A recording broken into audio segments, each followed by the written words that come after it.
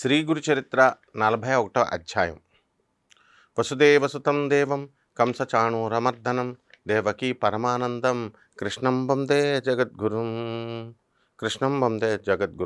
అర్జునం వందే జగదేక వీరం. చిన్ననాటి నుంచి కూడా మాకు జ్ఞానభిక్షని విద్యాభిక్షని ప్రసాదించినటువంటి మా పూజ్య గురుదేవులైనటువంటి శ్రీ శ్రీ శ్రీ సుందర చైతన్య స్వామి వారి యొక్క పాదపద్మాలకు నమస్కారం చేస్తూ మనం ఈ 41వ అధ్యాయంలో నామధారకుడు ఏం చేశాడు అడుగుతున్నాడు ఇన్ని మన సిద్ధయోగిని. స్వామి, సర్వధర్మాలతో కూడినటువంటి శ్రీ గురు చరిత్ర వింటుంటే నా హృదయంలో అజ్ఞానం అనేటటువంటి చీకట్లు నశించిపోయి జ్ఞానం అనేటటువంటి జ్యోతి వెలిగింది. ఇప్పుడు గురుస్మరణ చేస్తున్నాం, గురునామస్మరణ. దాని పట్ల ఇంకా నాకు ఎంతో ఇష్టం కలుగుతుంది. శ్రీ గురుడు అంటే మన నృసింహ సరస్వతి స్వాముల వారి వంటి అవతారమూర్తి యొక్క సాన్నిధ్యం, ఆయన దగ్గరలో మీరు ఉన్నారు. చక్కగా పొందిన మహాజ్ఞానులు సిద్ధపురుషులు మీరు. ఆయనతో శిష్యర్కం చేశారు, ఆయన దగ్గరే ఉన్నారు, ఆయన సాన్నిధ్యంలో ఉన్నారు మీరు. నా పూర్వజన్మ ఫలం వలన అట్టి మీ దర్శన భాగ్యం కలిగింది. ఆయన మాకు దర్శనం అవసరం లేదండి, కనీసం మీ దర్శనం అయింది. అదే మాకు మహాభాగ్యం. మా పూర్వీకులు శ్రీ గురు భక్తులు ఎలా అయ్యారో తెలుసుకోవాలని ఉంది, కొంచెం చెప్పండి అని చెప్పేసి అడిగారు. అప్పుడు సిద్ధయోగి ఇలా చెప్తున్నాడు అనమాట. నాయన, పూర్వం శ్రీ గురుడు తీర్థాటనం చేస్తున్నాడు. మొత్తం తీర్థయాత్రలు చేస్తుంటే గోదావరి తీరాన ఉన్నటువంటి వాసర క్షేత్రం, అంటే ఇప్పుడు మనం బాసర అంటున్నాం కదా, అదనమాట. ఆ వాసర క్షేత్రానికి వచ్చినప్పుడు ఏం జరిగిందంటే ఆయన్ని భక్తితో పూజించి ఆయన ప్రేమకు పాత్రుడనే అయినటువంటి ఒక ఆయన ఉన్నాడు. ఆయన పేరు సాయందేవుడు. అతనే మీ పూర్వీకుడు. ఆ తర్వాత శ్రీగురుడు అనేక తీర్థక్షేత్రాలకి పావనం చేసుకుంటూ ఆయన తీర్థయాత్రలు చేస్తున్నారు. ఈ గంధర్వ నగరం నెమ్మదంగా వచ్చి గంధర్వ నగరం వచ్చారంటే గాణగాపురం వచ్చారు. ఆ తర్వాత వారి కీర్తి ఏమైంది, నలుదిశలా వ్యాపించింది. శ్రీ గురు నరసింహ సరస్వతి స్వాముల వారి యొక్క కీర్తి. అందువలన సుదూర ప్రాంతాల నుండి కూడా ఎంతోమంది అందరందరో వచ్చి వారిని సేవిస్తూ ఉన్నారు. తర్వాత వారి యొక్క కోరికలను అభీష్ట సిద్ధిని పొందుతూ ఉన్నారు. అప్పుడు అందులో మీ పూర్వీకుడైనటువంటి సాయం దేవుడికి ఈ విషయం తెలిసింది. చాలామంది వెళ్ళి వాళ్ళ కోరికలు తీర్చుకుంటున్నారు స్వామి దర్శనం వల్ల అని. అతను అప్పుడు ఎంతో సంతోషించి ఒక రోజున మీ పూర్వీకుడైనటువంటి సాయం దేవుడు శ్రీ గురుని యొక్క దర్శనానికి ఈ గాంధర్వపురానికి వచ్చారంటే గాణగాపురానికి వచ్చారు. అప్పుడు శ్రీ గురునికి నిలయమైనటువంటి ఈ గంధర్వ నగరం అతను కంటపడగానే, గాణగాపురం కనపడగానే అతిశయించిన భక్తి శ్రద్ధలు బాగా ఎక్కువైపోయినాయి. అడుగడుక్కి కూడా సాష్టాంగ నమస్కారాలు చేస్తూ, అబ్బా గురుదేవులు ఇక్కడ ఉన్నారా అని అడుగడుగునా కూడా సాష్టాంగ నమస్కారాలు చేస్తూ మఠానికి చేరుకున్నారు. ఇప్పుడు కూడా చాలామంది భక్తులంతా కూడా మరాఠీ కన్నడ భక్తులు వాళ్ళు అలాగే రోడ్డు మీదే ఆ గాణగాపురం వెళ్తున్నప్పుడు మనకి సాష్టాంగ నమస్కారాలు చేస్తూ పొర్లుతూ దండాలు పెడుతూ వెళ్ళడం మనం చూస్తూ ఉంటాం. అప్పుడక్కడ శ్రీ గురుని దర్శించగానే అతనికి రోమాంచితమై వెంట్రుకలన్నీ కూడా నిక్కబడుచుకున్నాయి. ఆనంద బాష్పాలన్నీ కూడా ఇలా రాలిపోయినాయి. ఆయనకు సాష్టాంగ నమస్కారం చేసి తన జుట్టుతో వారి పాదాలన్నిటిని కూడా తుడిచి గద్గద స్వరంతో ఏమైంది, ఆయన్ని ఇలా స్తుతించాడు. ఏమైనా స్తుతించారు? ఓ పరమాత్మ, పరంజ్యోతి, నృసింహ సరస్వతి, మీరు త్రిమూర్త్యాత్మకులే కానీ మానవ మాత్రలు కారు. మీరు మామూలు మనిషి కాదు. సర్వతీర్థాలకు ఆశ్రయమైనటువంటి మీ పాదాలను దర్శించినంత మాత్రాన కోటి జన్మల పాపం నశిస్తుంది. మీ దర్శనం వలన ధన్యుణ్ణయ్యాను. మా పితరులు కూడా కృతార్థులయ్యారు. ఓ సర్వవ్యాపక సద్గురు భక్తవత్సల, జయము జయమున్. జీవుల పట్ల కరుణ అనేటటువంటి జలంతో, నీటితో నిండినటువంటి కమండలం ధరించినటువంటి మీరు, మీ కమండలంలో ఏమున్నాయండి? మామూలు నీళ్ళు కాదు, కరుణ అనేటువంటి నేను కరుణారసం ఉంది. అటువంటి కమండలం ధరించినటువంటి మీరు సాక్షాత్తు ఆ బ్రహ్మదేవుడేనండి, వేరే వాళ్ళు ఎవరో కాదు. మీరు అమృతతుల్యమైనటువంటి ఆ నీరు జల్లి చనిపోయిన వారిని మరలా బతికిస్తున్నారు మీరు. స్వామి, దండాన్ని ధరించినటువంటి మీరు సాక్షాత్తు దుష్టుల్ని దండించి భక్తుల దైన్యాన్ని, భక్తుల యొక్క దరిద్రాన్ని పారద్రోలి రక్షించేటటువంటి శ్రీ మహావిష్ణు స్వరూపులే మీరే. అలా ఇప్పుడు ఇలా సన్యాసి వేషంలో అవతరించారు మీరు. కాబట్టి భస్మము, రుద్రాక్షలు ధరించినటువంటి మీరు భక్తుల పాపాలని, భవరోగాన్ని నశింపజేయగలిగేటటువంటి సమర్థులు మీరు. సాక్షాత్తు మీరు శివస్వరూపులు. ఎవరి కృప వలన చచ్చిపోయినటువంటి వాడు బతికాడో, గొడ్డు బర్రె పాలిచ్చిందో, మేడి కట్టె వృక్షమైందో, హీనుడు ఉద్ధరించబడ్డాడో, అలా మిమ్మల్ని ఎరగగలిగినటువంటి వాళ్ళు ఎవరు? మిమ్మల్ని ఎవరు తెలుసుకోగలుగుతారు స్వామి? కాబట్టి అప్పుడు శ్రీగురుడు ఏం చేశాడు? ఇలా మాట్లాడేసరికి సాయం దేవుడు స్తుతించేసరికి శ్రీగురుడు సంతోషించి సాయం దేవుడు తల మీద చేయి పెట్టి, నాయన, నువ్వు మాకు పరమభక్తుడివి, నీ స్తోత్రం వలన మాకు సంతోషమైంది, నీ వంశస్థులందరూ కూడా మా భక్తులై చిరకాలం వర్ధిల్లుతారుగాక అని ఆశీర్వదించాడు. తర్వాత శిష్యులందరితో ఆయన ఏమన్నారంటే, మీరంతా సంగమంలో స్నానం చేసి అశ్వత్థ వృక్షాన్ని అంటే రావి చెట్టుని సేవించి పంక్తి భోజనానికి రండి అని చెప్పారు. సాయం దేవునితో ఏం చెప్పాడు? నువ్వు కూడా వారితో వెళ్ళినా ప్రసాదం తీసుకుందు కానీ వెళ్ళిరా అన్నారు. అందరూ సంగమానికి వెళ్ళారు. వెళ్ళి వచ్చాక అతడు ఏం చేశాడు? శ్రీగురునికి పూజ చేసి భిక్ష ఇచ్చాడు. అప్పుడు ఆ స్వామి అతన్ని తమ పక్కనే కూర్చోబెట్టుకొని భోజనం పెట్టించారు.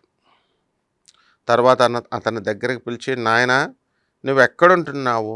నీ భార్యాబిడ్డలు క్షేమమా? చాలా కాలానికి కనిపించావు అన్నారనమాట.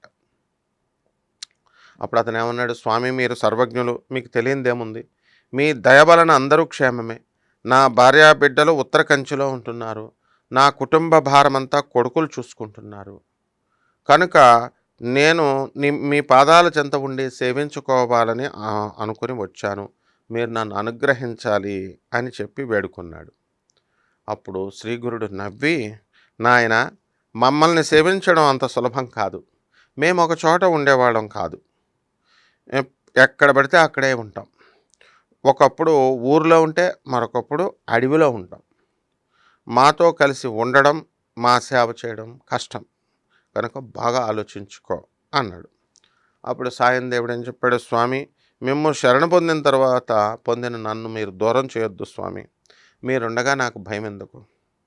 గురు సన్నిధికి చేర్చే పాదాలే పాదాలు, గురు పూజ చేసేటటువంటి చేతులే చేతులు, గురుపాదాలనంటేటటువంటి తల, మనం గురువుగారి పూజ చేసుకునే చేతులే చేతులు. తర్వాత గురువు కోసం అక్కడ ఆయన దగ్గరికి తీసుకెళ్ళేటటువంటి పాదాలే నిజమైన పాదాలు. గురువు యొక్క పాదాలని మనం కాళ్ళ పెట్టి దండం పెడతాం కదా, అటువంటి దాన్నే తలే తల, అదే శిరస్సే శిరస్సు. సర్వ అభిమానాలను అన్నిటినీ కూడా నివారిస్తారు. పురుషార్థాలను ప్రసాదించగలిగేటటువంటి గురుకృప ఉండగా నాకు భయమెందుకు? నేను మీ చెంతనే ఉండి మీ పాదసేవ చేసుకుంటాను, అనుజ్ఞ ఇవ్వండి అని పట్టుబట్టాడు. అప్పుడు శ్రీగురుడు ఏమన్నాడు? నీకంత దృఢభావం ఉంటే అలాగే చెయ్యి అని అంగీకరించాడు. ఇలా ఉండాలి భక్తుడి యొక్క లక్షణం. గురువుగారు వద్దన్నా సరే చేయాలన్నమాట. అప్పుడు అతడు స్వామి సన్నిధిలో 3 నెలలు ఉన్నాడు. తర్వాత ఒకరోజు సాయంత్రం ఏం చేశాడు? శ్రీగురుడు శిష్యుల్ని ఎవ్వరిని కూడా రావద్దని చెప్పారు. సాయం దేవుడిని ఒక్కడనే కూడా తీసుకొని సంగమానికి వెళ్ళారు. ఇతన్ని తీసుకుని సంగమానికి వెళ్ళారు. వెళ్ళి ఏం జరిగింది? ఇంతలో మరికొందరు శిష్యులు వచ్చి సంగమ స్నానం చేశారు. తర్వాత సంధ్యోపాసన అయిపోయిన తర్వాత శ్రీగురులు అశ్వత్థ వృక్షం కింద కూర్చొని కొంతసేపు శిష్యులతో మాట్లాడారు. కొంతసేపటికి వారంతా కూడా గాణగాపురం వెళ్ళిపోయారు. శ్రీగురుడు సాయం దేవుడు మాత్రమే అక్కడ ఉన్నారు. అప్పుడు అతన్ని పరీక్షించాలనుకున్నాడు శ్రీగురుడు. ఒక లీల చేశారు. అంతలో అప్పటిదాకా మామూలుగా ఉన్నటువంటి వాతావరణం ఏమైపోయింది, అంతలోనే అకస్మాత్తుగా పెనుగాలి చెలరేగింది. ఆ గాలికి చెట్లు ఊగిపోయి విరిగి పడిపోతున్నాయి. ఇవంతా నిజంగా జరుగుతున్నాయన్నమాట. ఆకాశమంతా కూడా కారు మేఘాలు అలుముకున్నాయి. భయంకరంగా ఉరుములు, కన్నులను మిరుమిట్లు గొలిపేటటువంటి మెరుపులతో కుండబోతగా వర్షం వచ్చేస్తుంది. సాయం దేవుడు ఏం చేశాడు, ఆ గాలికి ఎలాగో ఓర్చుకొని తన ఒంటి మీద ఉన్నటువంటి ఉత్తరయం తీసి శ్రీగురిని కప్పాడు. కప్పి ఆయనకు అడ్డంగా నిల్చున్నాడు. ఈ గాలి వర్షం గురువుగారి మీద పడకూడదు అని. అలా గాలి వాన అర్ధరాత్రి 2వ జాము వరకు వస్తానే ఉన్నాయి. గాలి వాన కొంత తగ్గగానే దుర్భరంగా చలిగాలి వేససాగింది. ఇప్పుడు చలిగాలి మాయపెట్టాడు గురువుగారు. అప్పుడు శ్రీగురుడు అన్నాడు, నాయనా మమ్మల్ని చలి బాధిస్తుంది, గ్రామానికి వెళ్ళి నువ్వు వెళ్ళి మఠం దగ్గర నుంచి అగ్నిని తీసుకురా, అప్పుడు ఇక్కడ మంట వేసుకుందాం మనము అన్నారు. అప్పుడు బయలుదేరుతుంటే అతనిని బాటకు అటు ఇటు చూడకుండా త్వరగా వెళ్ళి రమ్మని చెప్పారు. నువ్వు అటేపు ఇటేపు చూడొద్దు, స్ట్రైట్గా వెళ్ళిపోయి నువ్వు బయలుదేరు అని చెప్పారు.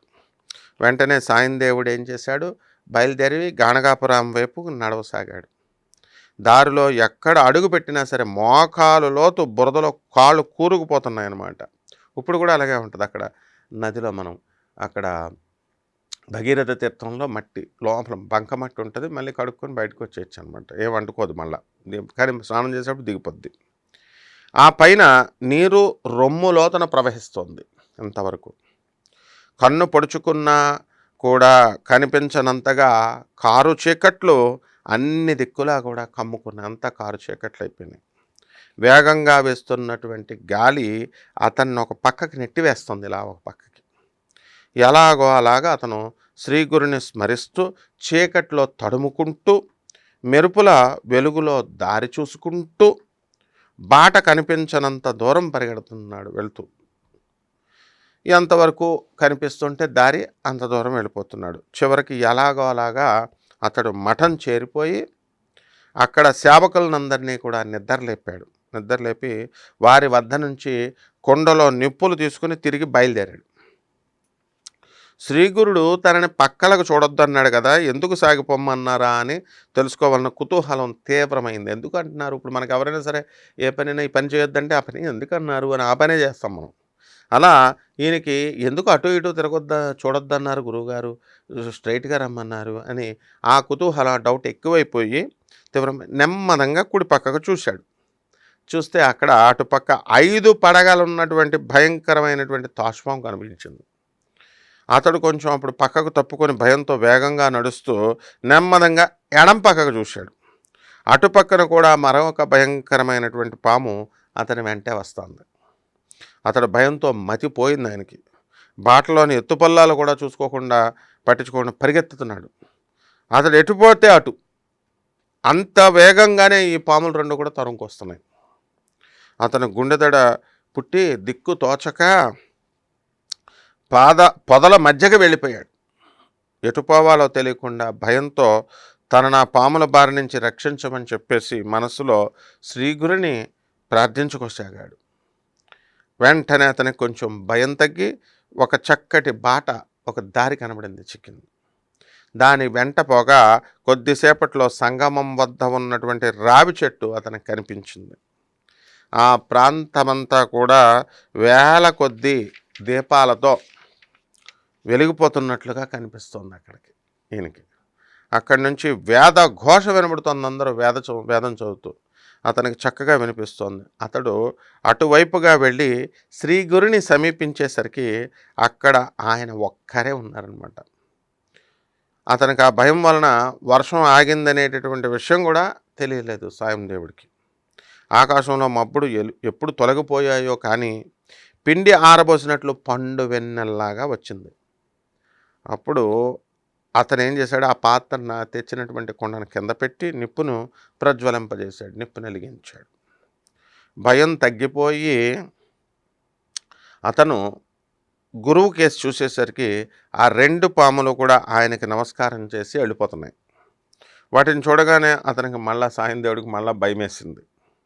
శ్రీ గురుని నవ్వి, భయపడద్దు, నిన్ను రక్షించడానికి ఆ పాములను మేమే పంపాం, గురుసేవ ఎంత కఠినమైందో ఇప్పటికన్నా అర్థమైందా అని అడిగారు. కనుక ముందుగా ఆలోచించుకొని తగిన భక్తి విశ్వాసాలు ఉంటేనే అందుకు పూనుకోవాలి. కలి ప్రభావం వలన ఏమవుతాయంటే ఇంద్రియ చాపల్యము, అపప్రచారాలు మొదలైనటువంటి అపరాధాలు ఎన్నో వస్తాయి. అయినా కూడా చలించకుండా నిశ్చలంగా గురుసేవ చేస్తే కనుక అప్పుడు గురుకృప వలన సర్వము సిద్ధిస్తుంది. యజ్ఞయాగాదులు చేసేవారికి ఎన్నో విఘ్నాలు వచ్చి అవి తేలిగ్గా నిష్ఫలమవ్వచ్చు. గురువు దగ్గరే ఉంటే విశ్వాసంతో సేవ చేసేవాడు, గురువుగారికి దగ్గరగానే ఉంటూ విశ్వాసంతో సేవ చేసేవాడు తేలిగ్గా కోరికలు నెరవేరి కృతార్థుడవుతాడు. ఏకభావంతో ఆయన్ని ఆరాధించడమే ఉత్తమ సాధన. పతివ్రత తన భర్తను సేవించినట్లు మంచి శిష్యుడు సచ్చిష్యుడు తన గురువును విడవకుండా నీడవలే సేవిస్తాడు. దేహంతో సహా తన సర్వస్వము గురుసేవకే అర్పిస్తాడు. గురువే పరమేశ్వరుడని తెలుసుకొని ఆయన ప్రసాదమే భోజనంగా, ఆయన ధ్యానమే జీవనంగా, పాదతీర్థమే గంగా జలంగా సేవిస్తూ శ్రవణ మనస్స తత్పరుడై ఉంటాడనమాట. ఆయన గురువుగారు కాళ్ళు కడుగుతారు కదా, ఆ నీళ్ళని గంగా జలంగా భావించాలి. గురువుగారిని ధ్యానం చేసుకుంటూ ఉండాలి. ఆయన ప్రసాదం, ఆయన తినే వదిలేసిన దాన్ని ప్రసాదంగా తినాలి. ఇన్నుంటాయి. గురువు ఎంతటి దుస్సాధ్యమైన ఆదేశాలు ఇచ్చినా సరే దానిని సాధించడానికి ఉపక్రమిస్తాడు. ప్రారంభించాక దానిని ఎంత కష్టపడైనా సరే పూర్తి చేస్తాడు. అలా చేస్తే వాడిని చూసి యమధర్మరాజు కూడా భయపడిపోయి తొలగిపోతాడు. అప్పుడు అలా అనేసరికి సాయందేవుడు నమస్కారం చేసి, స్వామి, నేనేమీ తెలియని వాడిని, కృపతో గురుభక్తి ఎలాంటిదో వివరించండి, దాని సహాయంతో స్థైర్యం చిక్కించుకుని మీ చెంతనే ఉండి సేవిస్తాను అన్నాడు. అప్పుడు శ్రీ గురుడిలా బోధించారు. నాయనా, చెబుతాం విను. నువ్వు ఇక రాత్రి అయిందో బ్రాహ్మీ ముహూర్తం అయిందో అన్నది పట్టించుకోకుండా వినాలి. సత్కాలక్షేపం అవుతుంది. పూర్వం పార్వతీదేవికి పరమేశ్వరుడు బోధించినటువంటి గురు భక్తి తత్వం నీకు చెప్తున్నాను. శివుడు పార్వతీదేవికి ఇలా చెప్పాడు, దేవి, గురువే ఈశ్వరుడు అన్నటువంటి అంత దృఢమైన విశ్వాసంతో ఆయన్ని సేవించడం వలన సర్వసిద్ధులు కలుగుతాయి. అట్టి ఫలితమే తపో అనుష్ఠానాదుల వలన చాలా కాలానికి కానీ సిద్ధించదు. యథావిధిగా గురువుని సేవించే వారికి యజ్ఞాది కర్మలు చేయని లోటు కలగదు. పూర్వం త్వష్ట అనేటటువంటి బ్రాహ్మణ బాలునికి 8వ సంవత్సరంలో ఉపనయనం చేసి వేదాధ్యయనానికి గురువు వద్దకు పంపారు. ఆ బ్రహ్మచారి ఏం చేశాడు, చక్కగా గురుసేవ చేస్తున్నాడు. ఒకసారి ఆ గురువు యొక్క కుటీరం శిథిలమైపోయింది. వర్షపు నీరు లోపలికి కురిసింది. గురువు త్వష్టను పిలిచి, నాయన, ఈ కుటీరం ప్రతిసారి కూడా వర్షానికి పాడైపోతుంది. ఇలా గాలి, వాన, అగ్నుల వలన నశించకుండా అన్ని వసతులు కలిగించేటటువంటి కుటీరం నాకు కావాలి అని అడిగాడు. అప్పుడు గురుపత్ని ఏమని అడిగింది గురుగారి భార్య, నాయన, ఎవ్వరూ నెయ్యనిది, కొట్టనిది, రంగులది, సరిపోయేది అయిన రవికి నాకు ఒకటి తెచ్చిపెట్టు నాయన అని అడిగింది. ఇంతలో గురుపుత్రుడు ఏం చేశాడు, వచ్చి, అన్నా, గురుగారికి ఒక కొడుకున్నాడు కదా, ఆయన వచ్చి ఒక వింత కోరికలు, వీళ్ళందరూ వింత కోరికలు కోరుతున్నారు, కష్టమైన కోరికలు. అన్నా, నాకు మట్టి అంటనివి, నీటి మీద నడిపించగలిగేవి, ఎప్పుడూ సరిపోయేవి అయినటువంటి పాదరక్షకులు, అలాంటి చెప్పులు కావాలి అని అడిగాడు. అంటే మట్టి అంటుకోకూడదంట, నీటి మీద నడిపించాలట, ఎప్పుడు సరిపోయేవి సరిపోవాలి, మళ్ళీ వయసు పెరుగుతుంటే చిన్నగా అయిపోకూడదు. అప్పుడే చిన్న పాప అయినటువంటి గురుపుత్రిక వచ్చింది. ఆమె కూడా, ఆ బుడ్డది కూడా ఒక కోరిక కోరింది. అన్న, నా చెవులకు కుండలాలు ఆడుకునేందుకు ఏం చేయాలా, ఒక బొమ్మరిల్లు కావాలి నాకు. అది ఒంటి స్తంభం కలిగి దంతంతో చేసినదై పగలకూడదు, మళ్ళీ కింద పడితే పగలనిదిగా ఉండాలి. అది నా వెంట తీసుకెళ్ళడానికి వీలుగా ఉండాలి. అందులో అన్ని వసతులు ఉండాలి. దానిని నెట్టుకు వెళ్ళడానికి చక్రాలు కూడా ఉండాలి. దానిని మళ్ళీ ముడిచివేయడానికి వీలుండాలి. అందులో పీట, కుర్చీ ఉండాలి. ఆడుకోవడానికి మంచి వంట పాత్రలు మట్టివి కావాలి. నాకు అవే వంట నేర్పాలి. వాటిలోని వంట ఎంతసేపైనా కూడా చల్లారదు. ఇతర వంట పరికరాలు కూడా కావాలి అని చెప్పింది. అప్పుడు త్వష్ట అంగీకరించి అడవికి వెళ్తూ అవన్నీ ఎలా సంపాదించాలా అని ఆలోచించాడు. చివరికి దిక్కు తోచలేదు. తన గురువునే ధ్యానించాడు. తన మనస్సులోనే ఆయన్ని శరణు పొందాడు. అలా పోతుండగా అతనికి ఒక చోట ఒక అవధూత కనిపించాడు. నాయనా, నువ్వెవరివి? ఇంత చిన్నవాడివి ఈ ఘోరమైనటువంటి అరణ్యంలో చింతాక్రాంతుడివై తిరుగుతున్నావేమిటి అని అన్నాడు. ఆయన్ని చూడగానే త్వష్టకు మనస్సు శాంతించింది. తన గురువే ఆ రూపంలో దర్శనమిచ్చాడు అనుకున్నాడు. అతడు ఆయనకి నమస్కారం చేసి, స్వామి, ఈ నిర్మానుష్యమైనటువంటి అరణ్యంలో మిమ్మల్ని చూడగానే మీరు సాక్షాత్తు ఈశ్వరుడని నాకు తోచింది.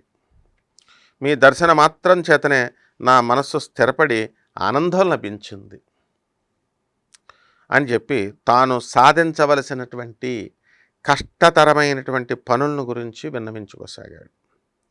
విన్నవించుకుంటే అవధూత అతన్ని ఆశీర్వదించి, నాయనా, అభీష్టప్రదుడివై విశ్వేశ్వరుడు కాశీలో ఉండగా అభీష్టాలన్నీ ఇస్తాడు. అభీష్టప్రదుడైనటువంటి విశ్వేశ్వరుడు కాశీలో ఉండగా దుర్లభం ఏముంది? అసలు కష్టం ఏమైనా ఉంటుందా? నువ్వు కాశీ వెళ్ళి విశ్వనాథుని పూజించు. ఆయన వరంతో బ్రహ్మాది దేవతలు కూడా ఎంతో మహిమను పొందారు. కేవలం గుక్కెడు పాలు కోరినటువంటి ఉపమన్యువుకి ఆయన సాక్షాత్తు ఆ పాల సముద్రాన్నే ప్రసాదించినటువంటి దయాళు ఆయన అన్నాడు.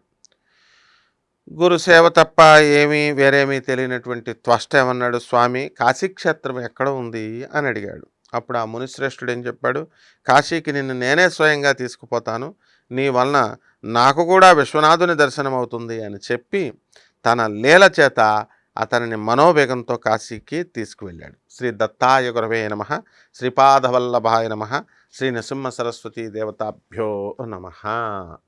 ఇంతకుముందు జరిగినటువంటివన్నీ కూడా మిస్ అయిపోయాము అనుకునేటటువంటి వాళ్ళు ప్లేలిస్ట్లోకి వెళ్ళి ఆంధ్రప్రభ ఛానల్స్లో మన గురుచరిత్ర పారాయణ చూసుకుంటే మిగతావన్నీ కూడా అన్ని చాప్టర్స్ చూడొచ్చు. అలాగే రోజుకొక వీడియో చొప్పున వస్తుంది, రోజుకొక అధ్యాయం చూడండి.